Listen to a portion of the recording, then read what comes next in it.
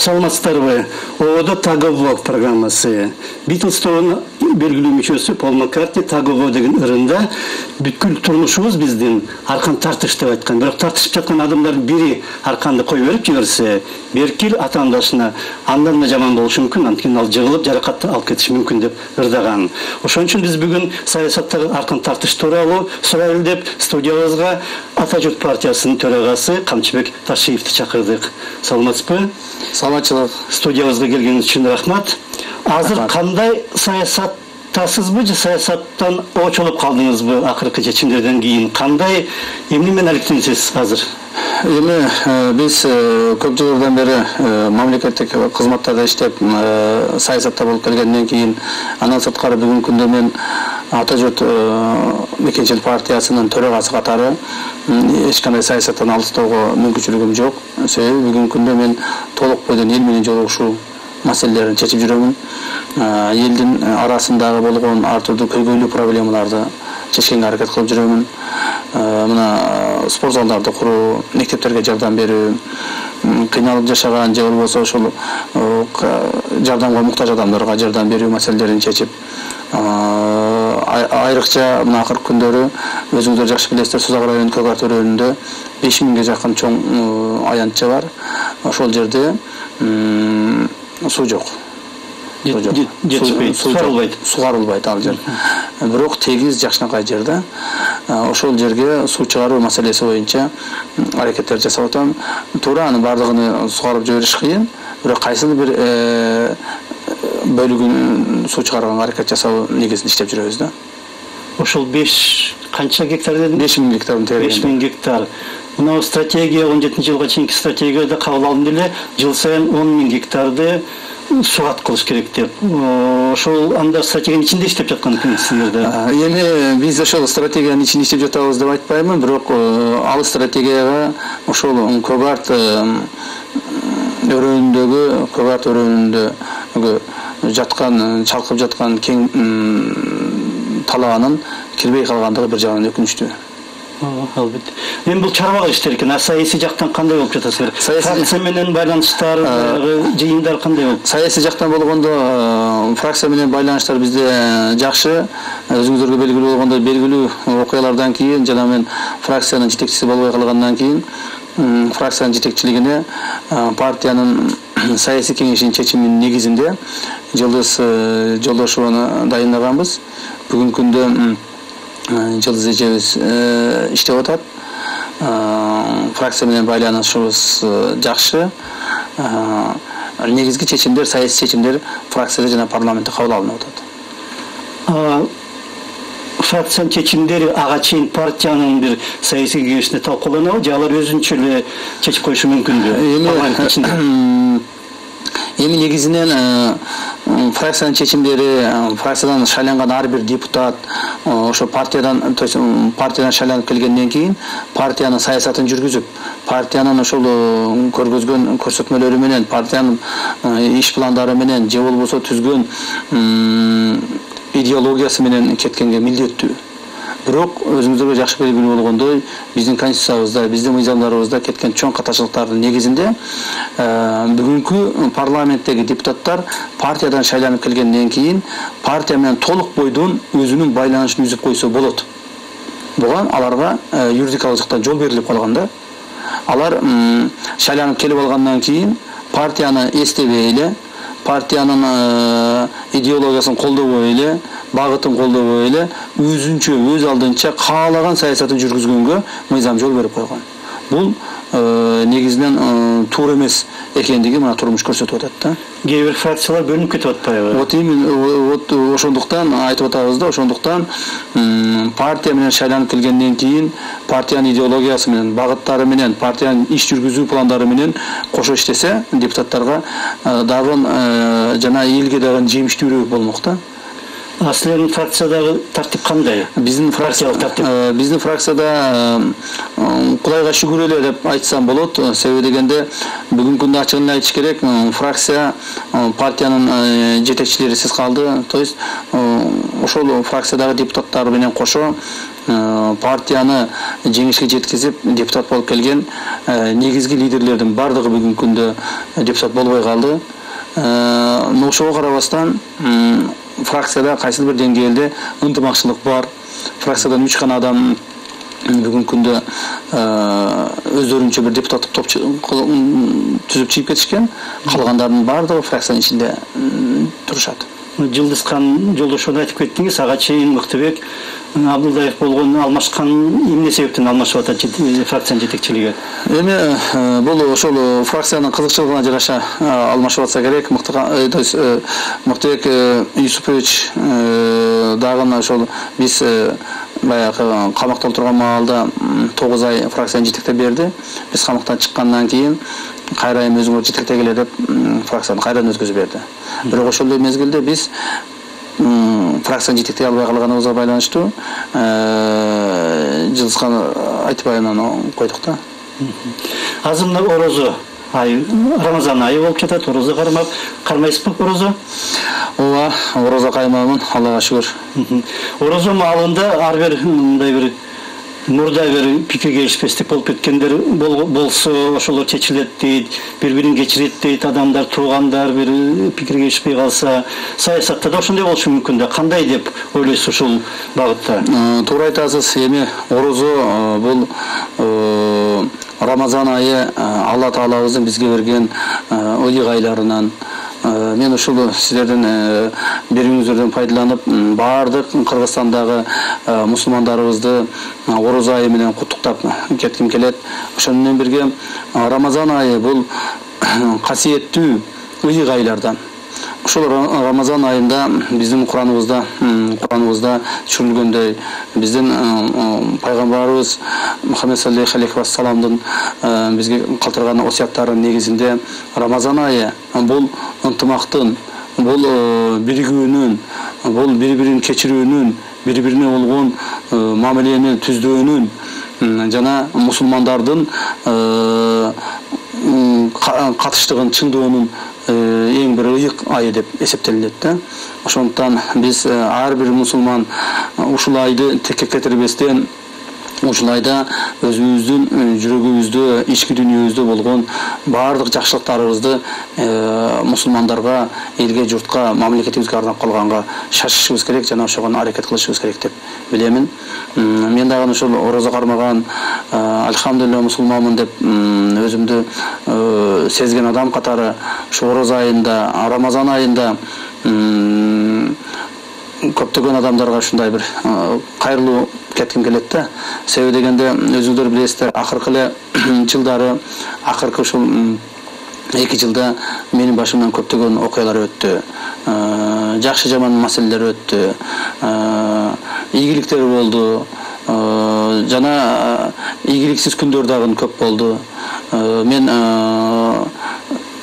түрмөгө да олтуруп чыктым. Ушул маселелерде, ошол акыркы жылдарда көптөгөн жакшы жаман адамдар менен жакшы жаман айтышып калган күндөрүм болду. Ошондуктан мен бүгүнкү ошол берүүдөн пайдаланып, ар бир Кыргызстандын мусулманынан туура эмес кылган иштерим болсо, же болбосо туура эмес мамилелерим болуп калса, кимдир бирөөнү капа кылып кое турган болсо, ошол мени кечирип коесуздар деген сөзүмдү чын жүрөгүмдөн, чын ыкласымдан орозо айынын касиетин пайдаланып айтып кетейин деген оюм бар да. Келишпестик болуп кеткен деп айтып жатасыздар. Ар башка деңгээлде болгон болуш керек. Бийликтегилер менен кандай мамилеңиз? Туура, бийликтегилер менен дагы ушу акыркы 2 жылда мен оппозицияга келе жатамын. 2011-жылы президенттик шайлоо өткөндөн кийин оппозицияда калып, ошондон кийин мен оппозициялык партияны башкарып келе жатамын. Ошол маалда бийликтегилер менен көптөгөн мындай бир жакшы жамандар айтылды. Мен эгерде азыр ушул биздин мусулмандарыбызга кайрылып, алардан кечирим сурап, өзүмдүн туура эмес кылып койгон иштерим боюнча бир мындай бир кечирим сурап кайрылып атсам, бул жөнөкөй эле адамдарга эмес, жөнөкөй эле турмуштук эле адамдарга эмес, бул бардыгына тиешелүү да. Бул бийликтеги адамдарга да тиешелүү. бийликтеги адамдар менен дагы туура эмес, жакшы эмес сөздөр айтылып кетти. Ошол мен камалып аткан маалда, камалып чыккан маалда, же болбосо ошол төрмөдө отурган маалда ар түрдүү окуялар бар.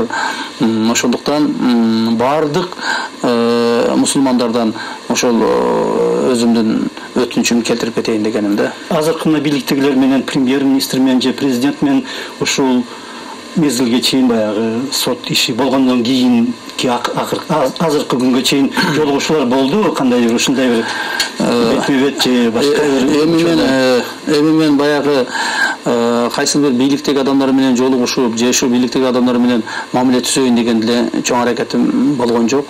Жана андай аракет деле кылган жокмун. Бирок мен бүгүнкү күндөгү бийликтеги адамдарды дагы түшүнөмүн. Себеби айтат эмеспи, мына биз Рамазан айы жөнүндө өзүбүздүн сүйүктүү пайгамбарыбыз Мухаммед саллаллаху алейхи вассаламдын хадистерин, анын бизге калтырган осуяттарын айтып кеткенге милдеттүүбүз деп билемин. Мына айтат эмеспи, көп адамды жеңген адам күчтүү эмес, өзүнүн ачуусун жеңген адам күчтүү деп Мухаммед саллаллаху алейхи вассаламыбыз бизге ушундай осуят калтырып кеткен пайгамбарыбыз. Ошонун сыңарындай биз өзүбүздүн ачуубузду жеңип, өзүбүздүн бир туура эмес кулк мүнөзүбүздү, терс көрүнүштөрдүн баарын жеңип, элге, журтка, мамлекетке кызмат кылыш үчүн бийлик менен дагы, эл менен дагы мамиле түзүп иштегенге милдеттүүбүз деп билемин да. Ошол эле маалда мына азыр айтып атасыз, президент жөнүндө айтып атасыз. Президентке деле бүгүнкү күндө эң оор деп айтсам болот да.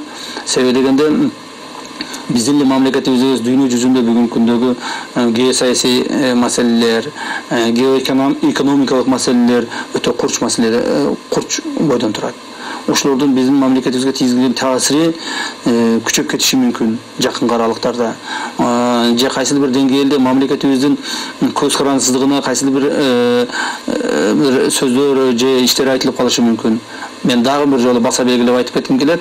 Бүгүнкү күндө Кыргыз мамлекетинде, кыргыз коомчулугунда элибиздин, журтубуздун жөнөкөй адамдардын эмес, бүткүл бийликтеги апайсылардын кыргыз элинин, кыргыз мамлекетинин кызыкчылыгынын тегерегине биригүүсү бул негизги шарт болуп турат да. Эми ошол өнүгүү, өлкөнүн өнүктүрүү жагынан кандай сунуштарды айта аласыздар да бийликке, мындай мынандай кылсак жакшыраак болот эле, мына балким туура эмес болуп жатат деген сыяктуу. Ушул убакка чейин биз көптөгөн сунуштарыбызды айтып келгенбиз бийликке. Бирок бийлик тараптагылар кайсыл бир деңгээлде аны уккан мезгили да болду, укпаган мезгилдери да болду. Но эң негизги маселе бүгүнкү күндө бардык бийлик бутактары менен кошо эле оппозиция өкүлдөрү бардыгы ушул элдин кызыкчылыгына байланышкан иштерди аткарыш керек да. Эгерде элибиздин кызыкчылыгына доо кете турган, элибиздин көз карансыздыгына доо кете турган кайсы бир маселелер боло турган болсо, биз аны эч качан жеке кызыкчылык менен айырбаштабашыбыз керек да. Ал эми конкреттүү программаларды, конкреттүү мамлекеттин бүгүнкү же болбосо эртеңки келе турган саясий экономика кризистерди чыгарып кетүү программалары бул ар бир партиянын, ар бир ушу мамлекетти көздөгөн мамлекет кишмерлердин иш пландарында болуш керек деп эсептейм. Эми мына силер 10-жылдагы парламенттик шайлоодо силердин партия жеңип чыкты. Алдыңкы орунда болчу. Ошол кезде бир такыр ошол кездегидей эмес башкача саясат жүргүзсөңөр. Азыркыда айтып жаткандай кылып бүт мамлекет биригип, бир нукта өнүксөк, оппозиция өзүнүкүн эле туура деп айта бербей, балким азыркыдай абал болбойт эле. Мисалы үчүн жанагы 12-жылдын октябрындагы жана Кумтөр боюнча митингден кийин жанагы короодон секирип, корого чыгып, андан секирип жасаган аракеттер болбосо, балким башкача болот эле такыр абал азыр. Ошол аракеттериңерди 3-октябрдагы кандай баалайсыз азыр? Ушул 3-октябрь 2012-жылдагы биз Кумтөр маселесин чечүү үчүн, Кумтөр маселесин кайсы бир деңгээлде мамлекеттин кызыкчылыгын чечүү үчүн болгон аракеттерибиз болгон. туура башкача чечсе болот сүйлөшүп. Туура бул кумтор маселесин чечүү же болбосо саясий маселелерди чечүү, аларда митинг болушу мүмкүн. Аларда кайсыл бир сүйлөшүүлөр болушу мүмкүн. Ал жерде кайсыл бир ар түрдүү бир акциялар болушу мүмкүн. Мен дагы бир жолу айтайын. Ошол кашаадан аттап өткөндүгүбүз мамлекеттик ишмер катары, депутат катары туура эмес болгондугун биз моюнга алышыбыз керек. Биз муну моюнга алышыбыз керек. Бул ачуу чындык болсо дагы, бул өтө оор болсо дагы биз муну моюнга алганга милдеттүүбүз. Бирок ошол эле мезгилде биз аны бир өзүбүздүн маселени чечип алайлы, же болбосо бийликти басып алайлы деген ниетте кылган эмеспиз. Биз аны элибиздин, журтубуздун, ошол мамлекетибиздин кызыкчылыгы үчүн болгон кумтор маселесин чечүүдө кылган аракетибиз болгон да. Бирок ошол аракетибиз туура болдубу, туура эмес болдубу? Мына аган бир мисалдарды келтире кетейин. Биз ошол кумтор маселесин көтөрүп чыккандан кийин, өзүңүз жакшы билесиз, ошол маалда парламенттик комиссия түзүлүп, парламенттик комиссияны ата журт депутаттык фракциясы жетектеп, жана ошол маселелерди алып чыкканбыз. Мына андан кийин ошол 3-октябрда окуялар болду. 3-октябрда окуялар болгондон кийин кумтор маселеси бул мамлекеттик деңгээлге көтөрүлдү. Ошонун негизинде бийликтегилер дагы, президентибиз дагы, парламентибиз дагы, өкмөтүбүз дагы буларды туура деп табышып, мына кумтор маселесин өздөрү көтөрүп чыгып, бир нече айлап, жылдап талкуулап отуруп, акыры ошол 33%-ден 50%ке чейин көтөрүлдү. Бирок жанагы митинг бүтүп, мынаны чечиш керек деген бир резолюция же кандай бир чечим чыгып, ошо менен бүтсө балким туура айтасыз. Мен эмеден секирбей эле. Мен ошону айтып атпайм. Мен ошон үчүн сизге дагы бир жолу айтып кетейин. Мен мына элдин алдында, журттун, мамлекетибиздин алдында, коомчулугубуздун алдында ачык эле айтып кетишим керек. Дагы бир жолу айтып атпаймынбы? Биз өзүбүздүн кызыкчылыгыбызды алып чыгайлы деп аракет кылган эмеспиз.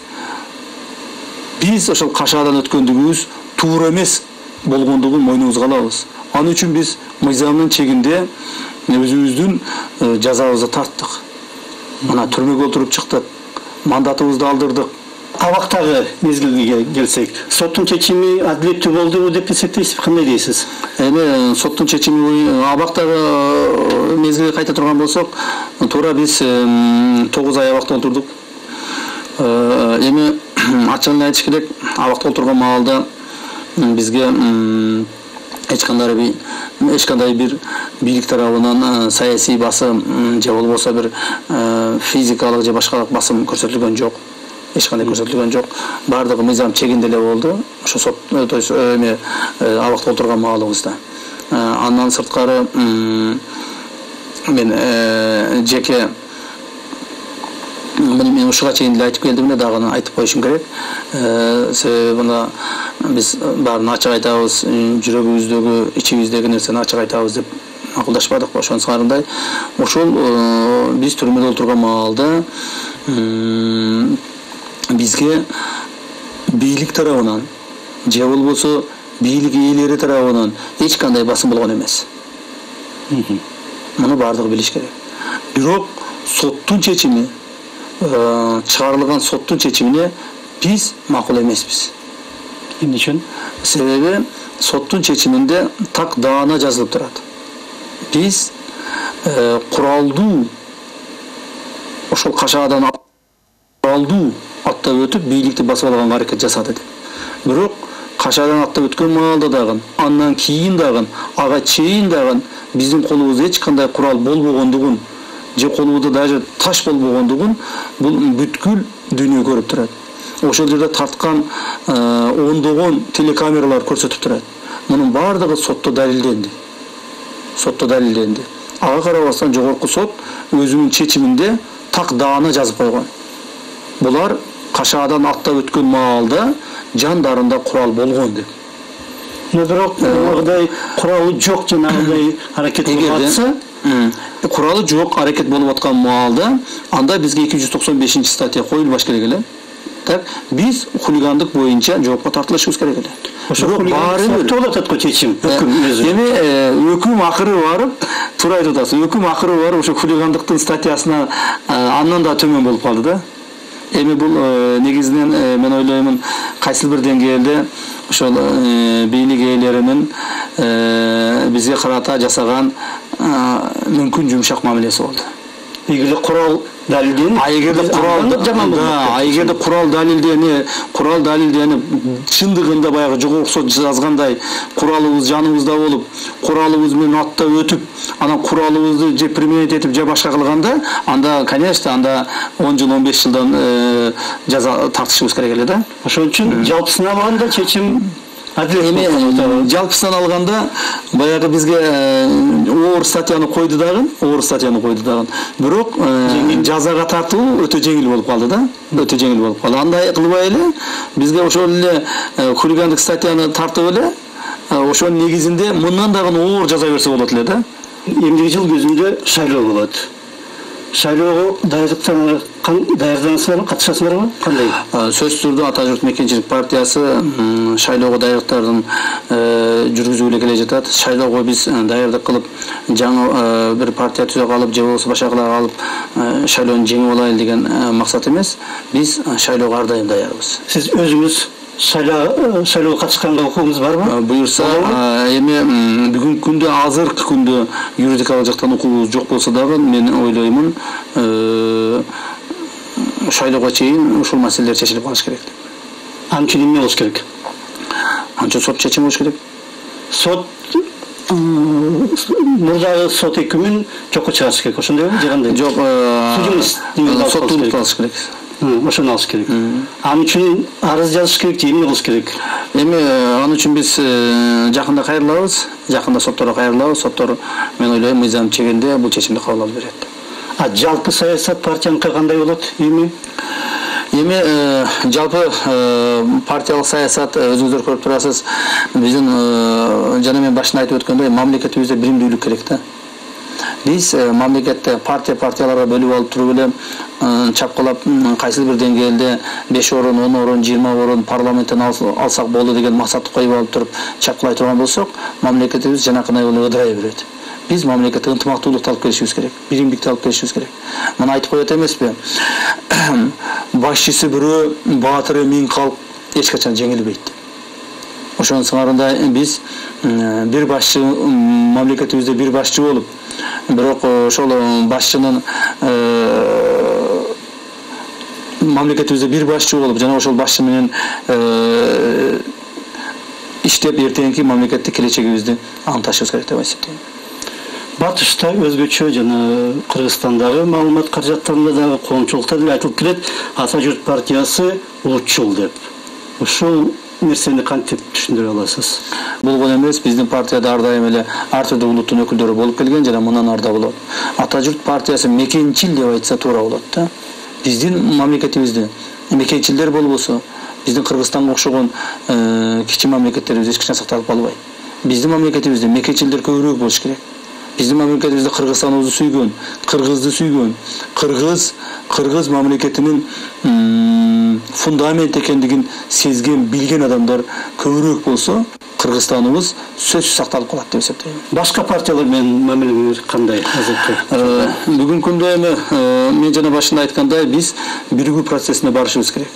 Кайсыл бир деңгээлде, кайсыл бир партиялар менен сүйлөшүүлөр жүргүзүп, биригип, элибиздин, журтубуздун эң негизи Кыргызстаныбыздын келечегин аңташ үчүн аракет жасашыбыз керек. Мен ойлоймун, ушул принципти карманып, кайсыл бир деңгээлдеги сүйлөшүүлөр бизде да жүрүп жатат. Азыркы бийликтеги адамдар менен, өкмөт мүчөлөрү менен мамилеңер барбы? Мындай байланыштар, мындай чын эле кызматташалы дегендей, азыр мына жаңы премьер болду. Ага чейин Жантөре Сатыбалдиев болчу, ага чейин Өмүрбек Бабанов болчу. Ошол 3 өкмөт болуп атат, силердин шайлоого келгенден бери. Ошол өкмөт мүчөлөрү менен байланыштары кандай, кантип кызматташасыздар? Эми мындайда, мына 3 өкмөт башчысынын эң негизгиси мен Өмүрбек Токтогулович Бабанов менен гана чогуу иштешип калдым да. Жантөре Сатыбалдиев премьер болгондо мен түрмөдө отуруп калдым. Ал эми Отурбаев премьер болгондо мен уже депутат болбой калдым. Ошондуктан өмүр токтогулуш менен гана мен иштешип калганым бар. Эми бардык нерсе салыштырмалуу иретинде гана пайда болот экен да. Жакшыны дагы салыштырмалуу гана жакшы дейт экенсиң, жаманды дагы салыштырмалуу гана жаман дейт экенсиң да. Туура өмүр токтогулуш жанагы премьер болуп турган маалда эң көп ошол Бабановдун өкмөтүн сындаган мен болгонмун. Алардын менин көз карашымча кайсы бир деңгээлдеги туура эмес же болбосо кайсы бир деңгээлдеги бир ыкчам эмес аракеттерин оппозициядагы адам катары, оппозициядагы фракциянын лидери катары мен сындап турганмын. Бирок мына убакыт өтөөрү менен карасам, бүгүнкү күндөгү ошол 3 өкмөттү салыштырып көрө турган болсоң, Бабановдун, Сатыбалдиевдин жана Оторбаевдин бүгүнкү күндө иштеп аткан өкмөттөрүн салыштырып көрө турган болсоң, салыштырмалуу түрдө эң түзүк иштеген ошол Бабановдун өкмөтү болгон экен деп эсептейм да. Эми ошонун баардыгы салыштырмалуу түрдө гана кийин билинет экен да. Биз кийинки өкмөттөргө салыштырып атабыз да. Андан кийин Чандыр Сатыбалдиевдин өкмөтү болду. Ал эч кандай ошол Бабановдун өкмөтүнүн ачыкча же көп же болсо жакшы иштеп кете алган жок. Андан кийин Оторбаевдин өкмөтү болуп атат. Бүгүнкү күндөгү Оторбаевдин өкмөтүнү деле мен мындай бир ичим чыгып, туура же болбосо бул деле жакшы ийгиликтерди алып келет деген бир оюм деле жок. Ачык эле айтып коеюн да анычы. Ошондуктан салыштырмалуу 3 өкмөттүн мындай бир жакшыраагы ошо мезгилге карата жакшыраагы Бабановдун өкмөтү болгон экен деп айтсак болот да. Тышкы саясат боюнча силердин турумуңар кандай партиянын? Өзүңүз жакшы билесиз, бүгүнкү күндө дүйнөдө өтө чоң геосаясий жана геоэкономикалык өзгөрүүлөр тез жүрүп атат. Мына азыр Украинаны алсак болот. Украинада мына ошол эл ынтымак болбогондуктан, эл бири-бирине каршы тургандыктан, элдин арасы жик болуп бөлүнгөндүктөн бүгүнкү күндө Украина мамлекет катары бөлүнүп таланып кетти. Биз ушундай чоң ар түрдүү сырттан келген коркунучтардын алдын алыш үчүн мамлекеттин ичиндеги биримдикти сакташыбыз керек. Мен ошон багыт алар элем. Мамлекеттин ичибиздеги биримдик сактоонун негизинде мамлекеттин ичиндеги ар түрдүү саясий күчтөр кайсыл бир деңгээлде биримдикке келип, мамлекетибиздин, Кыргызстаныбыздын келечеги үчүн аракет кылыш керек. Экономикалык жактан карасак, экономиканы кантип көтөрүш керек Кыргызстанды? Жанагы сиз кээ бир айыл чарба маселелерин айтып кеттиңиз, партия тигини кылып атат деп, мындай нерсе жазып жатат деп. Жалпы экономикалык маселелерди кантип чечиш керек жана Кыргызстандын келечеги кандай деп ойлойсуз? Кандай болуш керек? Мен бул жерде бир маселени так айтып кетишибиз керек. Мына президенттин мамлекетибиздин президенти Алмазбек Шаршенович Атамбаевдин бүгүнкү күндөгү коррупцияга каршы күрөшүү деген инициативасы бул эң туура инициатива да. Ушуну бүт мамлекет колдошубуз керек. Мамлекеттеги ар бир жаран колдошубуз керек. Жөн эле мамлекеттик кызматкерлер эле эмес, жөнөкөй адамдар, эч кандай бийликте жок жөнөкөй адамдарыбыз да ушуну колдоп кубаттап туруп, ушунун бир маңызын, жыйынтыгын чыгарганга аракет кылышыбыз керек да. Коррупциянын кекиртегин буугандан кийин гана ошол кайсыл бир деңгээлде мамлекетибизде өзгөрүүлөр пайда боло баштайт. Мамлекетте темирдей тартипти орнотушубуз керек. Мамлекеттеги темирдей тартип гана мамлекетти алдыга алып чыга алат. Ал эми экономиканын көтөрүүнүн негизги багыттары көп. Бул мына тоо-кен иштетүү багытын өзүңүз билесиз, өтө көп чырлуу багыт. Жана ал жерде бизде өтө мамлекетибизде өтө чоң байлыгыбыз бар. Ошону мамлекеттин кызыкчылыгына бүгүнкү күнгө иштетип келе албай атабыз. Кайсы бир деңгээлде ал байлыктарыбыз берилип кеткен, аларды кайтарып ала албай атабыз. Андан сырткары мамлекеттин ички экономикалык ресурстарын колдонуу. Мамлекеттин ичинде дагы өтө чоң бизнесмендер бар. Өтө чоң экономиканы түшүнгөн, экономиканы көтөргөн жигиттерибиз, угул кыздарыбыз бар. Мына ошолорду биз колдонушубуз керек. Коррупционерлер деп айта кеттиңиз. Коррупцияга аралашкан деп кээ бир адамдарды камакка алып же тергөө башталса эле митингдер өтүп кетип атат. Аябай чоң жолдорду бууп, канча бир айлап өткөрбөй экономиканы түшүрүп атат да андай адамдар. Буларга кандай баа бере аласыз? Сиз ачык атын айта албай атасыз, бирок мен ачык эле атын айтып коеюн. Келдибеков жөнүндө сөз кетип атат да бул жерде, туурабы? Ахмат Келдибековичтен эгерде күнөөсү боло турган болсо, ал сөзсүз жазасын тартыш керек. Коррупцияга аралашкан, коррупцияны жүргүзгөн, же болбосо мамлекетке чындап зыян келтирген болсо, ал адам сөзсүз жазасын тартыш керек. Бирок, а эгерде коррупцияга аралашкандыгын тактай албасачы, так, тигилер тактай албайт. Ошон үчүн эмне үчүн жогуш керек жол? Азыр ал адамдардын, мен ойлоймун, ошол ала элинин бир гана талабы болгон. Ала эли айтып атат, биздин уулубуз деп атат, биздин уулубуз Ахмат Келдибеков дейт, ооруп атат дейт. Алар айтат, аны үй камагына чыгарып алып туруп, соттой бергиле деп атат. Эгерде алардын анын күнөөсү такталса, камай бергиле деп атат. Ал айлыктар деле түшүнүп турат. Эгерде Ахматтын күнөөсү болсо камалыш керек деп алар деле айтып атат. Так, жана биз деле айтып атабыз. Күнөөсү болсо камалыш керек. А күнөөсү болбой болсо, биз чыныгы коррупционерди кармашыбыз керек. Туура бүгүнкү күндө коомубузда айтылбаганы менен, кармалбаганы менен өтө коррупция көп. Бул коррупция менен жанагы мен айткандай темирдей эрк менен жана темирдей тартип менен гана күрөшүш керек. Башка күрөшө турган способдору жок деп эсептейм. Жанагы темирдей тартипти кантип орнотот мамлекет? Эгерде анча-мынчалык кичине бирөөнү күнөөлүү десе, дароо жолду бууп атса, эмеге чыгаргыла деп атса, үйгө мага чыгаргыла деп атса, дароо ал зыңкыйган эч жери оорубаган адам дароо тимири бүткүл энциклопедия бар оорулардын баары менен ооруп калып жатса, муну дароо чыгарыш керек деп жөн жүрсө таза, абакка отуруп калса дароо оорулуп, тиягы оорулуп, биягы оорулуп калат. Бул коррупция эмеспи? Эми мына ушул сөздү көп айтышат да, бирок муну абакка отурган адам гана билет да. Кудай сактасын, соо жүргөн адамды деле абакка апарып камап койсоң ооруп калат. Бул адам болгондон кийин көптөгөн оорулар болот. Ал оорулар ошондой стресс болгон маалда ошол оорулар чыга баштайт. Адам болгондон кийин тирүү жан болгондон ушундай болот экен да. Муну коомчулук туура түшүнүш керек. Ну, жанагыдай ооруп сыртка чыгып кетип, жылдап келбей жаткан адамдар да силердин партиядан болуп жатат, мисалы үчүн.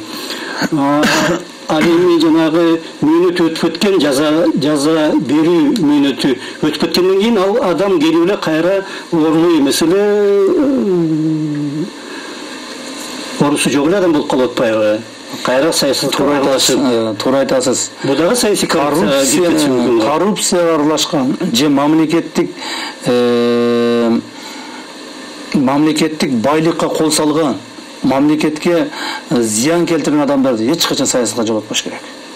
Мен буга сиз менен макулмун. Саясатка ошон үчүн кандай адамдар келиш керек? Жанагыдай кээ бир партиялык тизмелердеги орундарды сатып алгандар болуп жатат. Же такыр эле саясат менен иши жок таптакыр адамдар кирип калып атат. Саясатты же экономик көтөрөйүн деген ошон үчүн парламенттин ичинде жок болуп атпайбы мындай деңгээл? Ошон үчүн мына бизде чын-чынына келгенде биринчи ирет анык партиялык тизме менен шайлоо болду да. Ошондо көптөгөн биздин тажрыйбасыздыгын негизинен туура айтасыз. Мен дагы ушу партиянын жетекчиси катары ошол жоопкерчиликти өзүмө дагы алышым керек. Партиялык тизмеге биз туура эмес адамдарды киргизип алгандыгыбызды моюнга алышыбыз керек. Бул биздин тажрыйбасыздыгыбыздын негизинде келип чыккан да. Эми мындан аркы шайлоолордо ар бир адамды, ар бир партиялык тизмеге кирген адамды, ар бир эртең депутат боло турган адамдын ушу башына аягына чейин мындай даярдап окуп чыгып туруп, анан киргизгенге аракет кылышыбыз керек да. Рахмат байыңыз үчүн. Рахмат сизге дагы. Мен эми мына Рамазан айында дагы бир жолу биздин урматтуу мусулман элибизди Рамазан айы менен куттуктап кетким келет. Жана Алла Таала айтат: ким сабыр кылса, жана заалымды кечирсе, ушул улуу иштерден деп. Мына биз ошондуктан ар бирибиз акырет үчүн, акыреттеги турмушубуз үчүн аракетибизди жасашыбыз керек. Рахмат. Рахмат. Судья келип бергениңиз үчүн биз Биздин ордо Тагово деген программа болду. Бул аркан тартыш. Ата журт партиясынын төрагасы, мурдагы депутат Канчыбек Ташиев өзүнүн мурдагы аракеттери тууралуу сын пикир менен дагы айтты. Жана азыркы бийликтер менен, азыркы коомдогу абалга өз баасын берип, мындан ары биз мурдагыдай ката кетирбеш керекпиз деп айтты. Саламатта болуңуздар.